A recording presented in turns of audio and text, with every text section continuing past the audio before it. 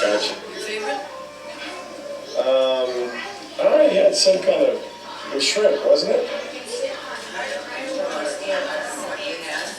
know I like the white clams. Oh, s'mores. What do you think of this whole thing?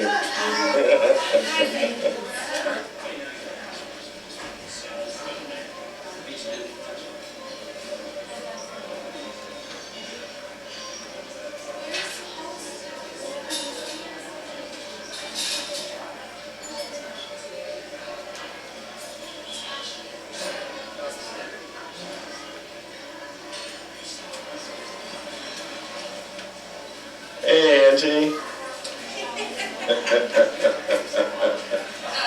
I gotcha. Hi, Mary. How are you? Good, everybody. Good. Did you find that out? What's that? I called and they were going to have a ticket ready for it. They have it. It's all ready. Yeah. He kept going, well, I see somebody back there. I said, no, it's not there. You're on TV. You're on the news. 5 o'clock news. Oh, yeah. How are you?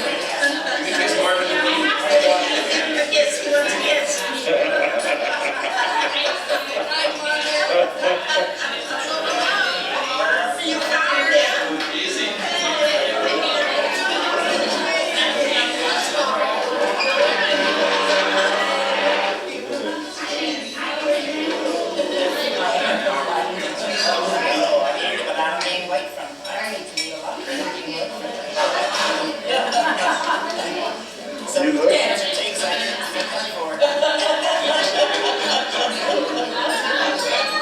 Used to your nice big house?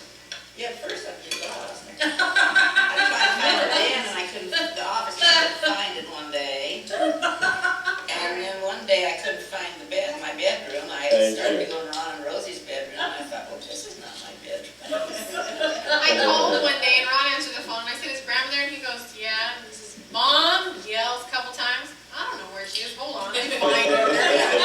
Takes about 5 minutes to go find her.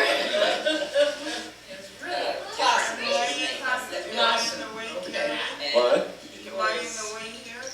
Like it sure tells No, us you're that not. I'd have to go back to the paperwork to look at it. And you're supposed to build the first airplane. I couldn't remember Oh, what the no, name I'll just sit on the floor. Yeah, Levine has a relationship now with his No, no, it's okay. granddaughter in Florida. When she goes up to visit Brenda in Florida, she always meets his cousin and goes out to, so takes him out to lunch, goes out to lunch with them. Oh, really? So she's got a relationship with them now.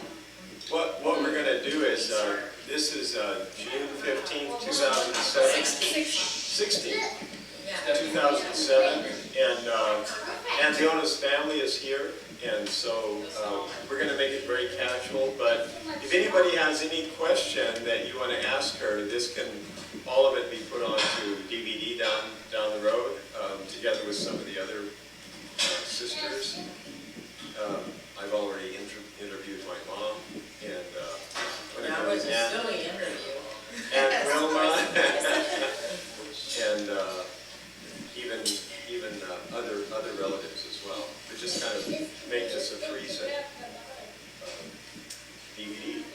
So basically, I don't want to ask you all the questions. I'd like for you to bring up things that you think would be interesting for people to have permanently. And maybe let's just go back to your parents and maybe say something that you remember, your earliest memories of them in your life and what they were like and what family life was like. And then anybody in the room can ask questions as well. Okay.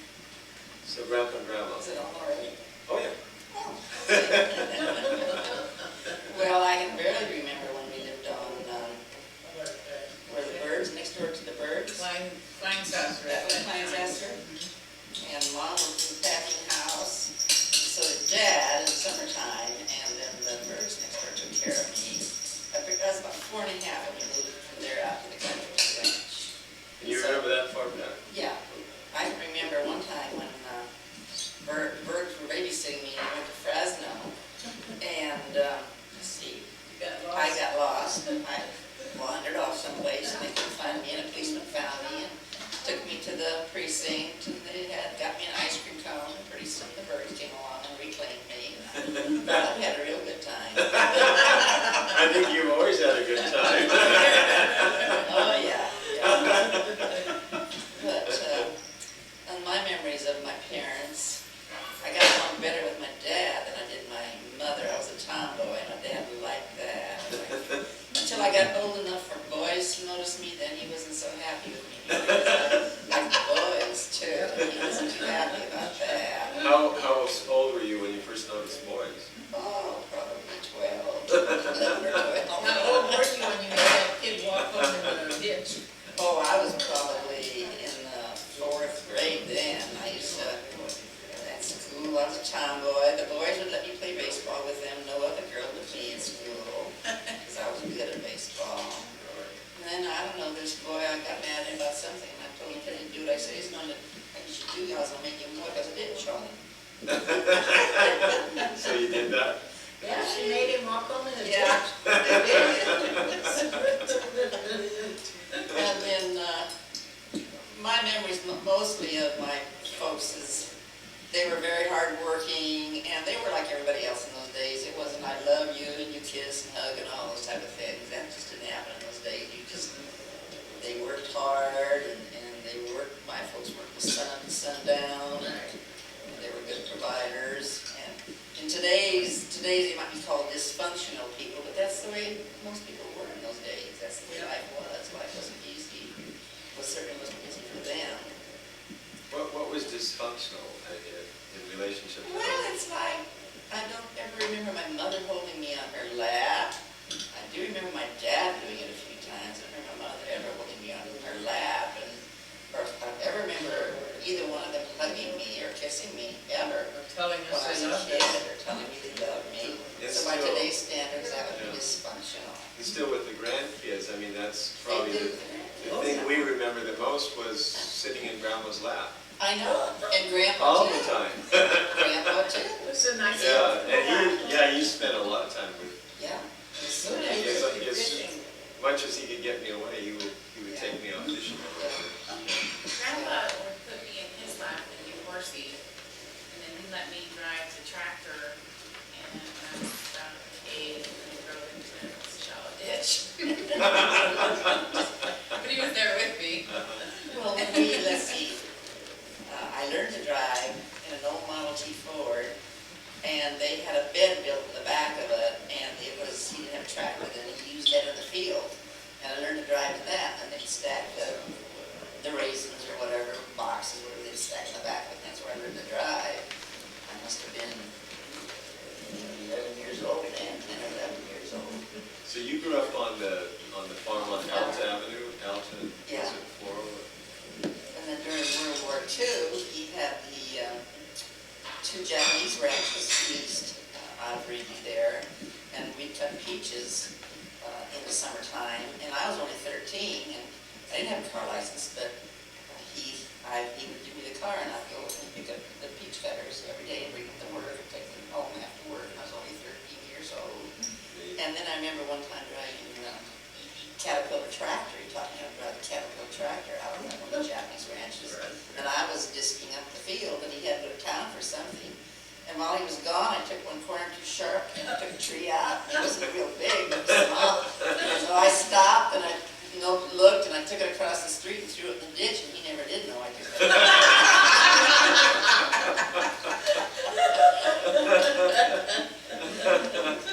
You mentioned the Japanese, and when in the 90s I worked for Fujitsu Compound Semiconductor, I worked with a girl named Linda Shibata, and I'd been there probably a year, and we started talking about where I grew up, and came to find out her grandparents also grew up there, and they knew Grandma and Grandpa. And when they were put in the Japanese concentration camps, Grandma and Grandpa was one of the many people that helped keep their farm going. Yeah, Dad had a 60-40 deal with those people. He kept 60%, he kept 60% of what he made, and he gave them 40%. And some of the people took some ranches and didn't give the Japanese any money. Yeah, And they when they came never back, gave him back He either. gave them back their ranches when they came Yeah. back too. she Good shape. never forget it, because Grandma and Grandpa took good care of their They did. farm. What, do you remember the name of the families whose ranches? Nakamura. They were Nakamuras? Yeah. I went to school with Charlie. Charlie Nakamura? His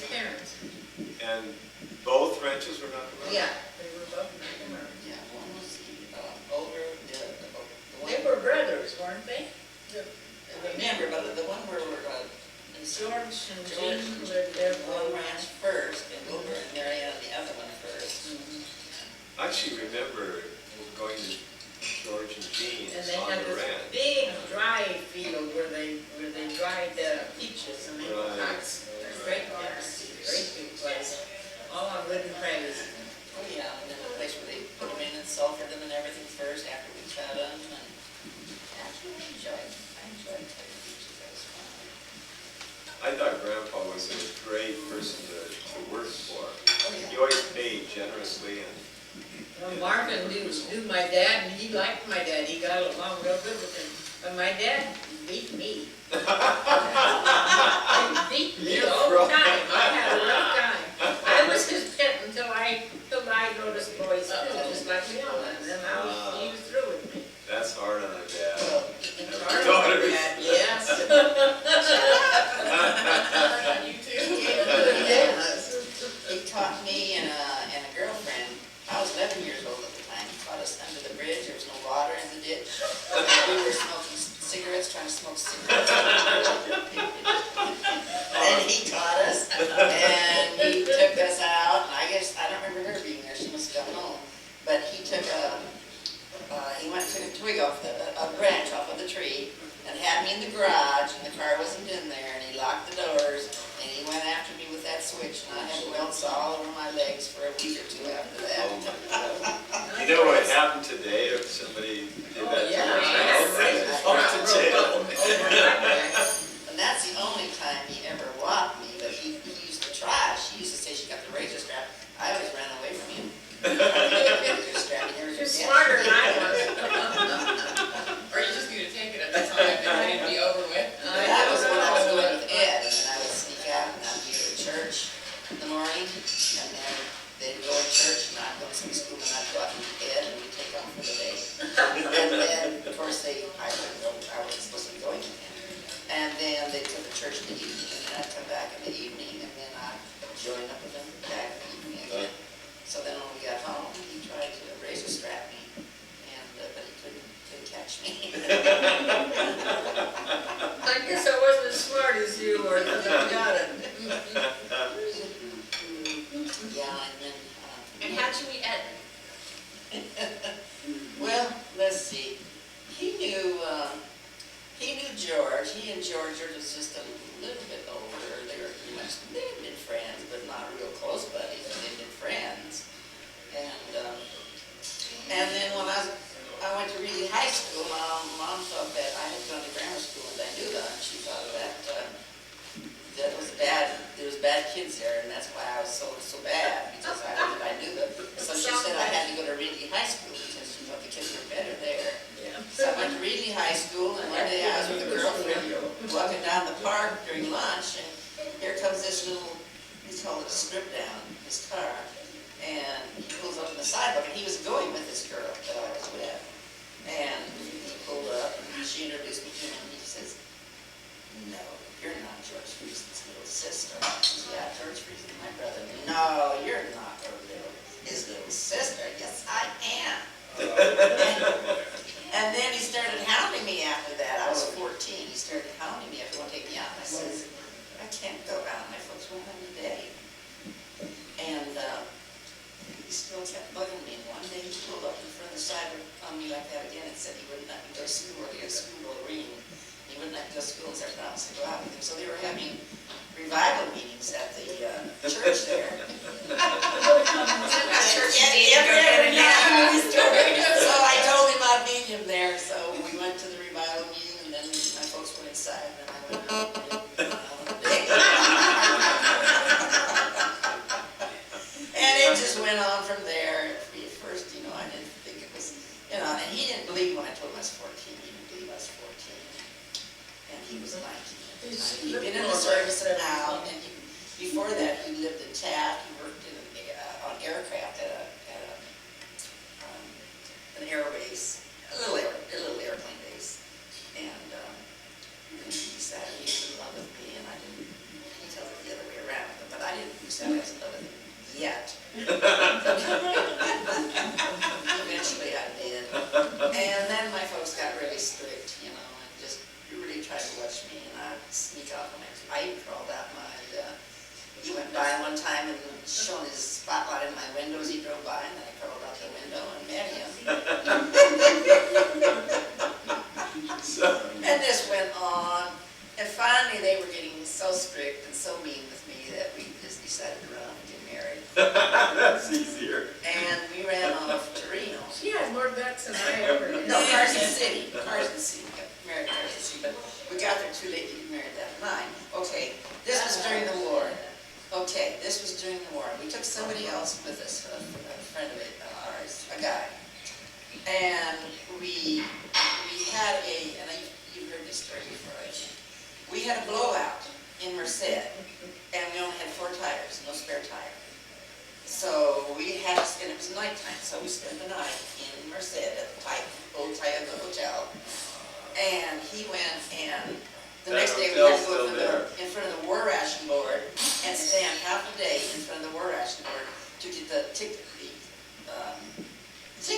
to buy the new tires. We had to get the ration completed. And we decided to get the new tires. His dad had given us $100 when we left, you know, and of course that was quite a bit of money for them. But those tires took quite a bit of that. Then we left for Reno. We ended up in Carson City about 1 o'clock in the morning. And we spent the night there, and then the next morning we went to the courthouse in Carson City and got married by a judge in the courthouse. And they didn't ask for proof of age or anything. We said we were 21 and 18, and they just took our word for it. So we didn't have, we were pretty much broke. We just barely had enough money to get back home, so we decided to say we got married. We decided we better go home. So we headed for home, headed for Reedley, and just as we were pulling into Reedley, Emmett Reedy was chief of police then. All of a sudden this car comes behind us and puts his red light on us. And we pull over, that's Emmett Reedy, the chief of police. And he tells Ed, he says, you know, you guys, we were to look at Ed's folks for night. And he says, you guys better not go and settle down over at your folks. You better go out to Leona's folks first, because he's got a warrant out for your arrest for statutory rape. So, okay. So we drive out to the farm, and it's still daylight, it's still not dark. And as we start to come into the driveway, here comes Dad walking up the driveway with a shotgun. Yeah. Oh my God. Oh my God. And Ed thought he'd had it. But as it turned out, He wasn't after Ed. as it turned out, the neighbors thought they had a prowler, and they called my folks, and so my dad was coming in the drive with a shotgun. So as we come in, Ed almost had a heart attack.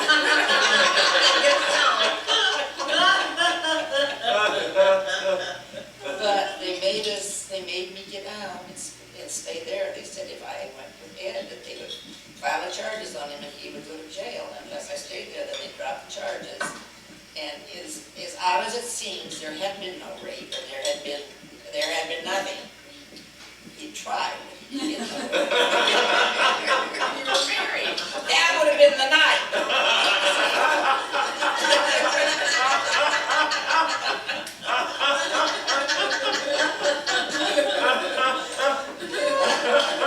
That's your mom. So they annulled it, but in the meantime, James Thiessen was the district attorney of Fresno County, and he was trying to work, he was the one who filed, had the charge and all that, and he was trying to straighten everything out between all of us. He got my folks to agree to let Ed and I see each other and start dating, and it started out that we were able to go on a few dates, and then they weren't happy. Then he had to come to the house, and we would go in my bedroom with the door open, and we was laying on the bed looking at a picture album. They'd send Wilma in to check on us, and she'd come back and say, they're laying on the bed. So, then they came in, and you can't be in the bedroom anymore, so then he could only come over and get to sit in the front room with him. And finally we got a hold of James Thiessen, and we told him, you know, this is just getting worse all the time. They're trying to break us up and not let us be together, and they won't let us date. So he told us, you know, if we went ahead and ran off and got married again, that he would guarantee that no one would pick us up in place. The DA. Yeah, he picked her, he came to Pismo, we were in Pismo, mom took the This is what girls, she's talking about. us kids, along to Pismo, and I ran off she again. went on the step where we were staying. That afternoon, she was gone. So what was it like being your parent? Well, James Season worked on that again. We have meetings, and he got the Beckers and the Friesens and us together. I mean, we never had any trouble with Ed's parents. They loved me, and I loved them too. And eventually, we were able to start getting back together. It was really hard at first, but it took quite a while to really lessen. The second time that we got married, we went to Las Vegas that we ran off. And we had someone with us at that time too, because it was still during the war, and there was gas rationing, and we didn't have enough gas tickets to take us anywhere. And we were going to go as far as we had to go until we could get married without proof of age. So this gal says her dad had a big farm, and she had Canadian Crowder. She had gas tickets. She did from, I guess, from her dad. But we had to take her with us. So she got all kinds of gas tickets, and we took her with us. First we went to Las Vegas, and it was all dressed up and everything, and Ed was too, and we went in to get our marriage license. They would marry us, give us a license without proof of age. So the next day we took off, and we ended up getting married in Flagstaff, Arizona. Finally married us there without proof of age. We married at the sheriff's department. It was about 7 o'clock at night. The courthouse was closed. And they went to the judge's house and got him to sign the license and brought it back. And the sheriff married us. But I wasn't dressed. I had my hair in curlers and a turban. But I thought, we better not wait till tomorrow. Let's do this thing. But we had enough gas tickets to get us. And then Ed called his buddy back in Reedley, and he says, "You can come home." He says, "The old man, settle down, you won't do anything, you can come home." And then at that point, did your parents start to sort of accept that? And Yeah, that's when James Season got this meeting between all of us and talked and said it would be good now that we're married, that he was alone, and to try to get along, and to try to set it up, smooth it all out, and it did. It took quite a while, but it went slow. But, my parents didn't like Ed, they didn't like Chet, they didn't like Gene, They didn't like they didn't like Dennis, Wilbur was, Wilbur got married first, and that she was of age, but they didn't want her to get married. No, Chet. I had all my things packed, I was going to leave. And they weren't going to let me get married. And so when Chet came to pick me up, my mom said, "You talk to this girl and talk some sense." And well, Chet was that kind anyway. He talked for hours if you let him. He let him talk. But then they decided they'd have a wedding. Yeah, They had a garden wedding in the front yard. Yeah, well, yeah. And In the when front they- garden. No, it was just in the front yard. They locked up, they had the police dog tied up in the backyard. And one of the boys, Boys Wilbur or dad and let the George, dog loose. and when the preacher was gonna pronounce the husband and wife, the The dog objected. dog was between father and the minister. Yeah. So then Wilbur was the next one that got married, and they okayed that wedding. And that was the only one. They had the Big signs for church. him too. Yeah, he was only 19, and had a big church wedding. He was the only one that they liked Mary Ann. But then came George. They didn't like Gene, so him and Gene ran off and got married. He was 19. And then I was next. They didn't like Ed, and I ran off and got married at 15. And then Wilma, they didn't like Dennis, but they figured, well, all the rest of the kids ran away, so we better just let her go with him. But she And was then pregnant. she got pregnant.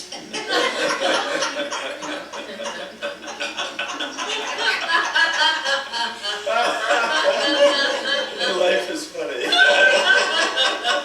think Life is a bowl of cherries. in here. At least you guys played it cool. Yeah, Wilma ended up getting pregnant. yeah. That's a great story. Well, going back to your childhood, what did Grandma Wittenberg that like? I don't really have fond memories of her either. She was an old grouch. No, what if people said that about you? But it's the truth. I never remember her smiling. I don't ever remember her laughing. I remember her always frowning and griping. She didn't like my dad. Or No, she they tried to didn't get get at along. him. And she never ever expressed any emotions towards me, never hugged me, never held. She never learned to speak English, so we couldn't talk to each other. And I'm telling the truth. I'm not going to tarnish it. I just don't have any fond memories of Grandma Whitworth. I think I was her pet. Vera has fond memories of Because you can her. speak the German. Yeah, Vera I can can talk speak German too. Did you know your grandfather, Wittenberg? Just barely. I only remember seeing him 2 times, I I think- believe, before he died. And You just for a didn't know short him time. before you didn't know him until he was married the second time. That's I right, think. that's Yeah. right. Until he was married. Yeah, I knew him when they were still married. Yeah. What kind of Mennonite goes and gets married a second time? He was even a minister. Oh. I think that was part of Grandma being a grouch, because she was so mad, the way She he had to treated marry her. him. And I think that was by the time I was with her, he'd already married this other lady, and I think that was part of the reason that she was such an old Well, grouch. and then he'd come over and try to coax her into coming back to him, and he would divorce this other lady, and she would get so mad at him. Yeah, I don't remember any of that. kind of stuff. Yeah, he tried that for a long time. Gee. So So you didn't know any of the Friesen grandparents? No, so- they both died, No, they both died before I was born, didn't they, the Friesen grandparents? well, Was I I knew 9 my months grandma old? Friesen, I was maybe 9 years old, but just before you Yeah. were born. Yeah, just before I was born. She died. He died before that. Yeah, I So never I never knew, knew he him. died before about the time Mom and Dad got married. Okay, so I don't He was only 50, so. so I don't have any grandparent memories And really. how do the Giesbrecks fit into this whole thing? I can't figure that out. Oh, Gary, don't start that again. I want All right, so we went. In Russia, in Russia. Grandpa Wittenberg, Mom's dad, was married to Grandma Wittenberg's sister. Her name was Agatha. Oh, And they had 2 children. And one was Elizabeth, and the other was Nikolai.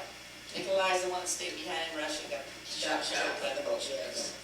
Well, Elizabeth came, let's see, Elizabeth, she didn't come over with it. She got married in Russia to she Pete. did. Yeah. To Pekingese breath? He's proud.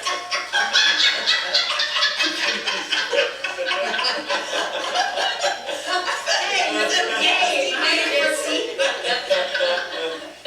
So, Elizabeth Wittenberg Giesbrecht's mother, who was Agatha, died after she was born, or something like that. She was When born. Nikolai was born. I thought he was the oldest. He wasn't the oldest. I know, he was, I thought Well, it she was- died after one of those kids. Yeah, when Anyway, then the custom was to go back to that family and marry the next oldest sister, if she was single, yeah. to mother your children. So that's where Grandma Elizabeth Whitworth came in. He wanted to marry her. She didn't want to marry him, but she had to. Oh, And she was, wouldn't you hate to Why marry not? somebody you didn't like? so that made her and Elizabeth stepsisters. Okay. Stepsisters. And But Now, if you Elizabeth ever is- ask us that again, we're gonna shoot you. Elizabeth is a Giesbrecht, and so, She married a Those are- Giesbrecht. She was a Wittenberg. yeah. I have a lot of Elizabeth, the and so was twitches, Elizabeth Gary. Giesbrecht. She was Just a Elizabeth minute. too. And so, Regier. those Giesbrechts now are like relatives once removed. No. Yeah, they would be like Half sister. Johnny, their son Johnny and I, who are good friends. So, yeah, We so, were like half cousins or step cousins or something Half like that. kissing cousins? Their mother, the mothers That's were your mom. sisters, so they're cousins. He was my first love, although there was never nothing. We went up to visit them. was Oh, 14 they then still too. communicate via email. So 14 Yeah, big but years we for you. write Nice letters to each other. We sure do. And anyway, we went there and they had this big house, two-story house, and had an attic up on top. And Wilma, it was me and Wilma, and Mom and Dad and Mary Ann. And him and I just had an attraction going there. We'd go up in the Sing to her. attic and he always wore a cowboy hat and he'd sing cowboy songs to me. Of course, Wilma would always have to come up and check on us. She was a little kid. and she'd have to come and check on us. I was wondering why Johnny's wife Bee was so cold towards me all the time. She wasn't really big. He was And just then alone. we decided we had fallen in love, and we corresponded. And then when my mother found out what was going on, she'd opened a letter, and they were a little mushy, you know.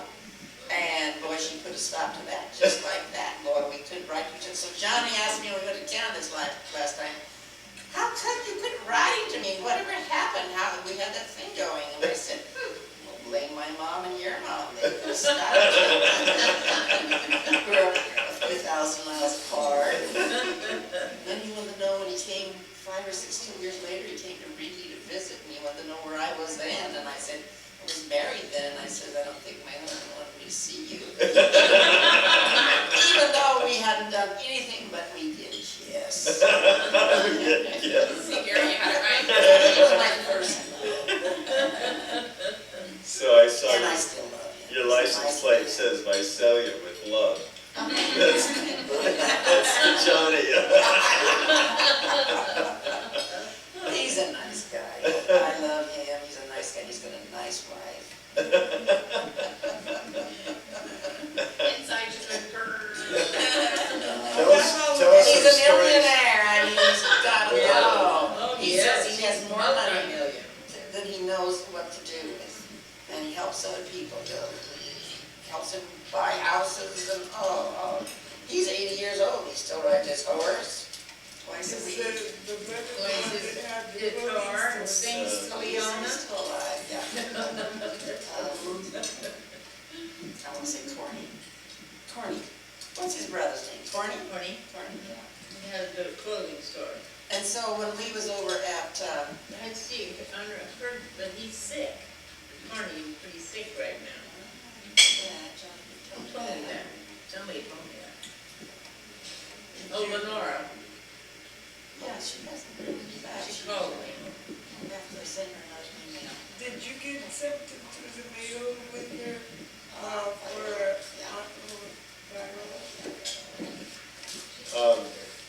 Tell us more about Grandma, your mom, My mom. Grandma Friesen. Yeah. What are some interesting stories about her? Well, she used to get mad at me and try to bonk me with a shoe or. That's the first thing she did is grab that shoe and hit you over the head. But I always got away from her before she did it. One time she started chasing me with a broom and I ran out. She chased me around the garage and she couldn't catch me and I ran out in the field. And I hid in the grape field till she cooled down and I came home and she acted like nothing happened. Smarter than I was. She worked, yeah. But she was a good cook. She was a hard worker. She always was a great cook. Oh, she would make pies. I mean, if you're gonna make dessert, that's the hardest thing you can pick is a pie from scratch. And in fruit season, she'd make the pies every day. We have boysenberries and she'd make pies every day. And a big meal and then a bit pie for dessert. She was really a good cook. She was a hard worker. She did the best she knew how. She didn't have a good example before her, Yeah. and that's the way life was.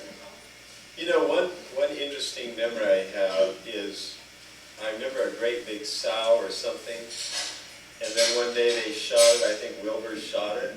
A sow. A pig. No, they strung it up with a rope and they slit its throat. I remember Yes. that too.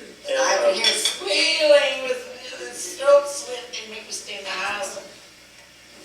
What was it, is that something they did every year, or Yes, was they it butchered. every year? Yes, Yeah, in all my the time. early years. And they made Probably more so than They had this great big negro, I remember a big pot. and they'd stir the repspa in there, the spare ribs. And they made cracklings and German sausage. Gerevenschmalz. So that was like a Yeah, big, what's that gravy schmuck? Good That we put It on was a bread. spread. Oh, that was good. That was good. so they used every bit of the pig, and Every did bit. they make And soap grandma- or something with Yeah. lime? Yeah. Lye, so, yeah. And Grandma would take Black the olive. intestines and turn them inside out and scrub them until they were spotless, and that's what you use for your filling for your sausages. German sausage. And so every, like, that was a big family event, Yeah. and everybody, I just remember everybody there in the yard, and this, Yep. and Well, this when I was kid little- dying, and then all these things happening after that. Yeah, when I was little and we first lived on the farm, they raised a pig every year to do that. They raised a calf for beef. They kept a cow for milk, and they had just a few chickens. And then Dad had all kinds of fruit trees, like he called it a family fruit orchard. Besides his regular farming stuff, he'd have like 2 cherry trees, 2 apricot trees, all different types of peach trees and stuff. So as they come into season, and then we got all kinds of fresh fruit and stuff like that. And then my mom had a big boysenberry patch. And they Well, we canned sold things, them. and She basically, instead of going to the market so much, you really created all of your food right Well, on they the used to farm. be, they did all their own, And in the summer, they grew, all their own. George always had a garden in the summer, cucumbers, tomatoes, you name it, everything. And he was a good farmer. It was the best cucumbers, the best tomatoes. He did a real good job. So No we wonder had a lot why of they fresh hear stuff. your pickles so much. Oh, yeah, she made pickles. Oh, they were so good. The pickles. Canned pickles. That How song was old loaded was with I jars. when I got into Grandpa and Grandma's pig pen? Oh, you were only about 5 years old, and she crawled over into the sow I was pen with the feeding little them piglets. And you know, they're raisins. dangerous when that happens. I was feeding them Well, I raisins. don't know what you No. were doing. You Raisins, could scared have got pig. killed. Very dangerous. And then very they had, dangerous, yeah. At that time, they didn't have an egg house. The cellar was where they took the eggs down. Yep. And then Mom graded them, washed them with a rag and graded them by hand, and then put them in a case and all that, and we'd have black widow spiders down there.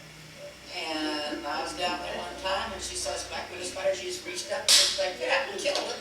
That's the way she killed black widow spiders. That's like that George. She would hold crate up, Yeah. she needed crates. Yeah. And I'd be with her, and also she'd beat her big hand would get up, and she'd just hammer him. Like, I was freaked out.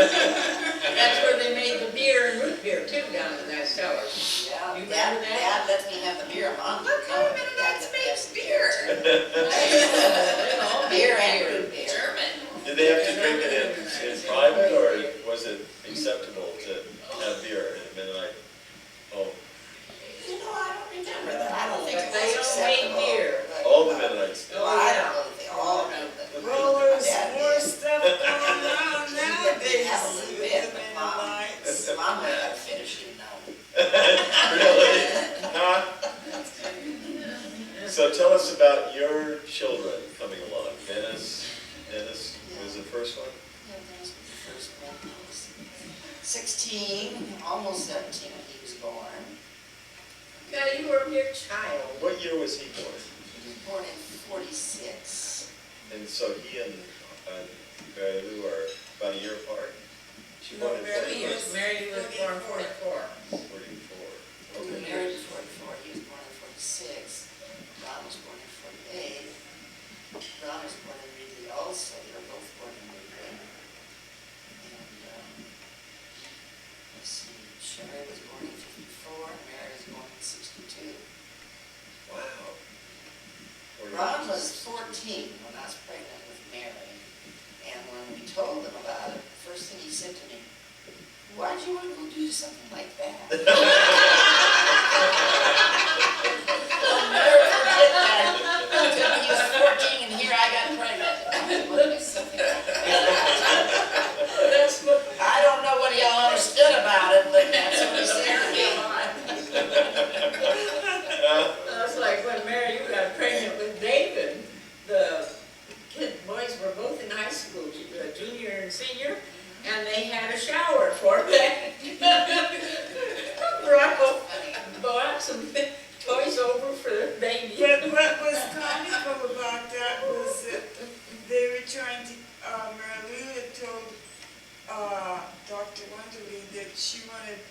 Dr. Wenderly to write John a note, because she didn't want to tell John that she was pregnant again, No. because John would be Sure, there. Right, no. please, would you please tell my husband? He doesn't want me We to. lived in, Well, she wasn't supposed Ridley, to have anymore.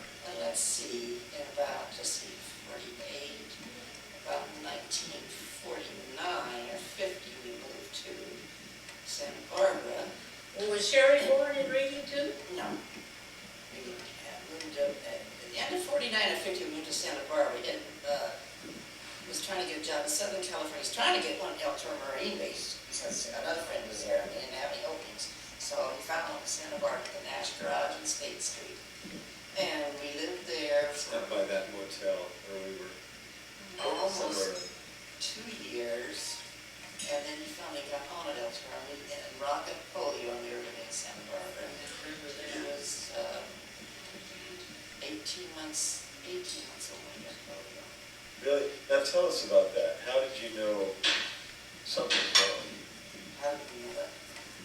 When did you first, what was the first indication you had that you're, Well, he woke up from a nap, and he seemed a little bit feverish, and you know, and when a little baby wakes up, they're always a little cranky when he held, and so I was outside and held him and was rocking him in the chair for a while, and finally I thought, well, he's awake enough now, and I put him down, and he started to walk, and he fell. His knee went out from under him, and I thought, well, he must be still missing. So I picked him up and held him a little bit more, and then I put him down, and the same thing, he fell.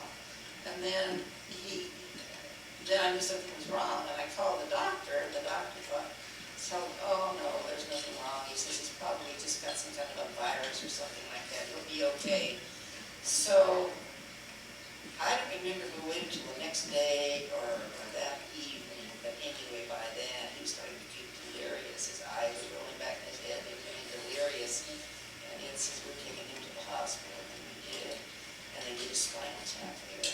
Oh, those He was the first, he was the first polio case in Santa Barbara County in, I think, 3 months, or in a month, and we hadn't been out to Santa Barbara County. We hadn't been there, so they just couldn't figure out where he got it, because polio was contagious. And he was in the hospital for 6 weeks. And then when he came home, he couldn't have a brace or anything like that for a whole year. He had to stay off left foot. He was in therapy, and I took him to therapy. I took him to Y pool well, how did they treat polio? with hot packs mostly. The Sister Kennedy treatment, they called it. And they put hot packs and stuff on him. He was paralyzed all over at first. He was in a bed, and they had him in the contagious ward and wouldn't let us go to see him.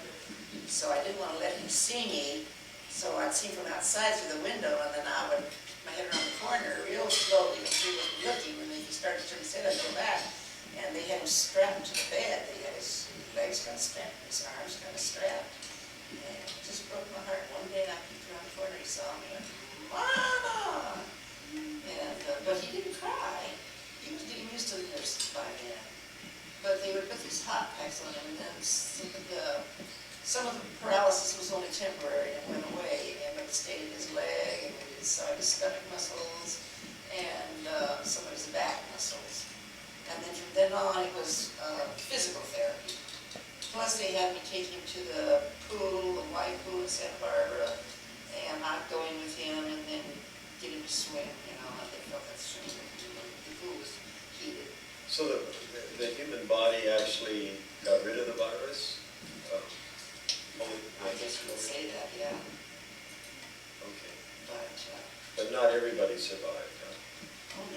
Oh, no, I remember People one of our died, neighbors, people in iron lungs and stuff like Menno that. Siebert's brother died of it. So a lot of people Oh, died. yeah. What percentage do you have any idea? Well, then I think a lot of them died. I don't know. Well, it wasn't a high percentage, the majority of them did live and with defects and things like that, but a lot like you would go into high percentages for that. I know there was a few people in iron lungs. Iron lungs, They yeah. had to breathe for them because they couldn't breathe.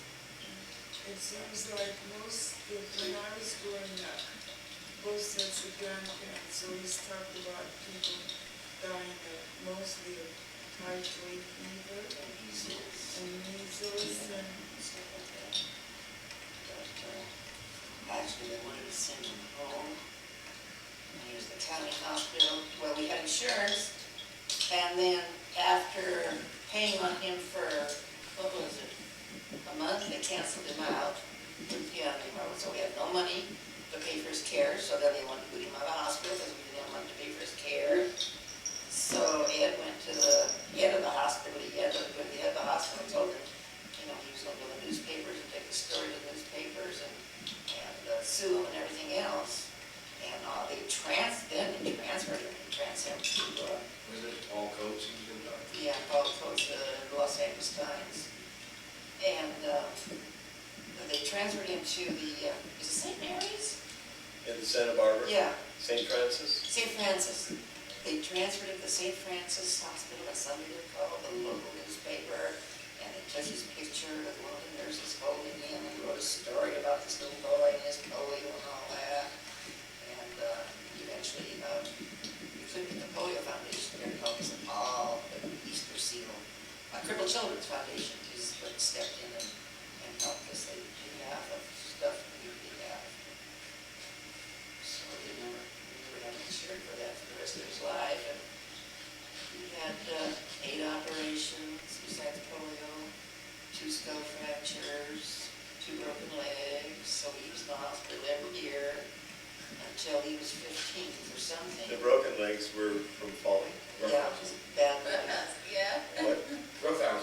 Roughhouse. A wrestling match with a girl that was A girl? older than me and about 40 pounds heavier than me. My leg and broke it. Oh, And the second time was in 8th grade. This guy was roughhousing. He pushed me real hard and I got out on the curb and broke it. God. Wow. I missed one because I had 2 fractures skull and a concussion. Well, yeah, he got concussion. And that's where Fred. I have an excuse. And that was from roughhousing too? No, those were freak accidents. The one fracture was, he was about 9 months old, and we had just moved to Santa Barbara, and that's before he had polio. And we'd go on the beach for the day, and we lived in this little motel, and you almost had to stand on top of the bed to get anywhere, just real tiny. And I was changing his diaper on the bed, and Dennis had to go to the bathroom, and I said, well, just go. And he was jumping up and down, his suit was wet, he couldn't get it off, and so I turned around to pull his suit off, and he was a real wheelworm, he was a real wire. And he just rolled over and rolled off the bed and landed on his head, and he got a skull fracture. And the second time, he was with his dad and Dennis, and a guy that was living with us at that time, Glenn Brooks, and they decided to go to the mountains and go camping out. And he and Dennis was playing underneath this kind of mountain, and some rock up above dislodged, came down and just landed right on top of his head. Oh my God. And then the time that he got the concussion, they were up in Stony Creek, and there was a place where the three rivers met, 2 or 3 rivers met. Yeah. And Reach. the 2 of them, and then there was a waterfall there. But over the top of the waterfall, the water was Well, moving. this area Dad told us not to go to. Yeah. And we went to it, and right above the waterfall, Dennis crossed the stream, and he had a difficult time. oh dear. And I figured if he can do it, I can do it. He told me not. He's not. And I said, no, I'm going to do what you do. So I got about halfway across, and all of a sudden I just lost my traction. Oh, the Went to the water. waterfall and bumped his head on a rock Oh going my down. gosh. And Dennis said that he was floating face down, and Dennis don't know how he got down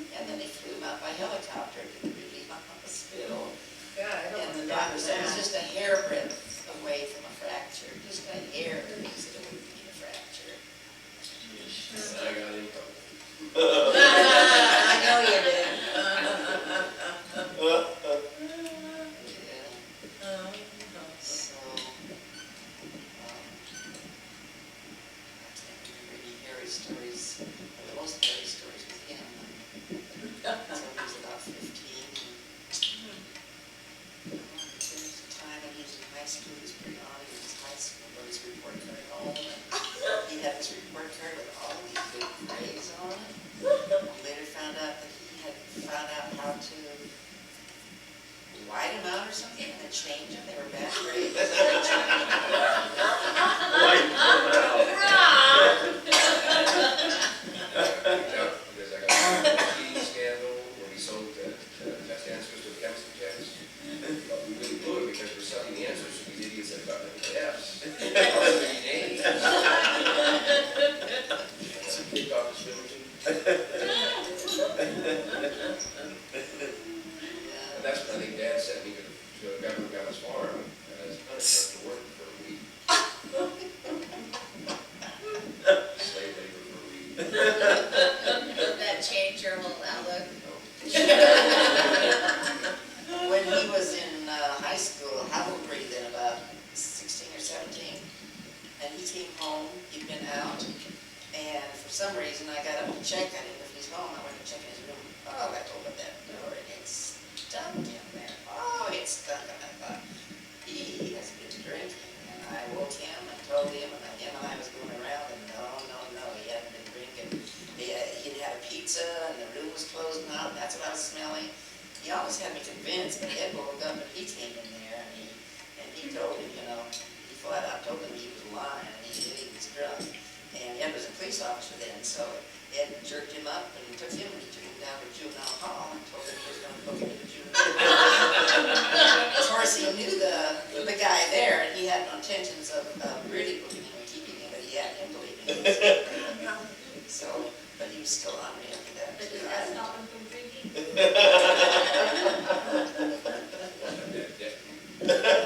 Ron, Yeah. you and I had sort of the same sort of a disposition, evidently. I think he kind of took after me. I told you. Getting drunk. You hang in there, Rosie. You got your punishment back. Yeah, he got my punishment back, and I just said, "Hey, you have kids." Mark talked. Sherry, I never had many. Dennis was a good student, and He was very got good. good grades, and Senior class vice president. the senior class vice president, Letter to the country. a good boy at home, and he didn't cause a lot of problems, and Sherry just can't see Sherry ever caused any problems. She was just a real good girl. She always minded. When he was older and sitting on the table one time, I think Ron and Dennis asked her, she was her dad's pet, and I think it was Dennis or Ron asked her how come she never got in trouble with Dad. And she says, well, I saw how you guys got in trouble, so I decided the best way to do was just to do whatever he told me. But she was very, very mild, very easy to get along with, and very shy. It was so funny when her and John, she told me one time when her and John first met, she was living with some other girls in an apartment, and John and some guys came over to visit, and that's the first time she met him. And of course, they were both very shy, and they had an attraction to each other, so he eventually asked her out for a date, and she said when they went out for a date, it was really hard because neither one of them really knew what to say to the other one. They hardly talked to each other, they didn't know what to say, they were so shy. She always took me as the third wheel because they were so shy around each other. I was like 8 years younger, and I loved it because I felt cool. My older sister was taking me down as a adult thing. And then Mary, she was another story. Another Ron, and sometimes worse. She would, I had to give the Volkswagen, it was just her and I left, it was up in Auberry, and the school bus stopped coming in our area to high school, so she had to walk 2 miles to school, and it would have been down paved roads, no sidewalks or anything like that. So I gave her the Volkswagen, I had the Volkswagen. I had another car then too. What is it, $1? Yeah, it was a 66 bucks. But you know, Mom, I think they was there too, with the iron fist was around. Yeah, Dad wasn't around. And, she'd go out on a weekend, and she was 16, I'd tell her she had to be home by 11. Well, she'd come home 11:15, 11:30, well, I told her one night, when I say 11 o'clock, I mean 11 o'clock. I don't mean 1 minute after, I don't mean 2 minutes after. You can come home at 10, anytime, but you have to be home by 11 o'clock. Well, she didn't come home at 11 o'clock. So I went down Mooney Boulevard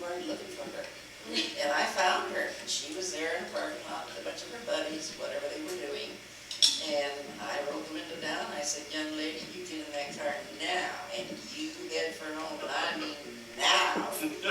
She did, she got in, and I was right on her tail all the way home. Do you remember the time I was a little kid playing in the ditch down the street, and I lost track of time, and I was with my friends, and it was no water in the ditch. We were playing, and you pulled up on your motorcycle. On a motorcycle? The Honda 90. Not a 90, but you could drive those things for Yeah. 5 miles an So hour. you pulled up, and all the kids looked up at you like, is that your mom? And you go, get on the bike.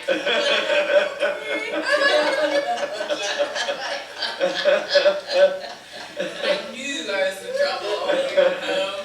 Yeah, I was working in the stocking of pennies.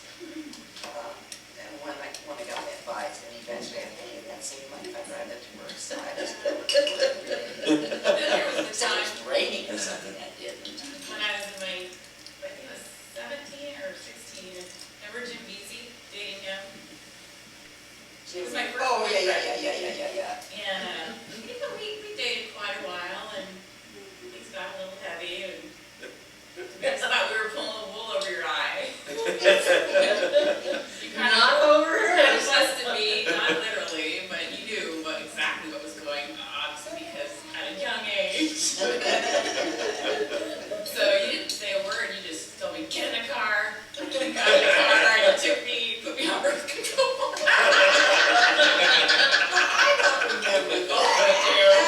And I didn't even know, and the thing is, I kind of always wanted to do it, but I was scared, I didn't know to do, I didn't really, so she just took me right on down. Sure, I did that, or maybe you told Dr. Yakutek and he put you on the, you know. No, because I was embarrassed going in there. Sheesh, Mom. And I must say, thank you to this day. I've had an Exciting life. So what's life like living with Ron? Oh,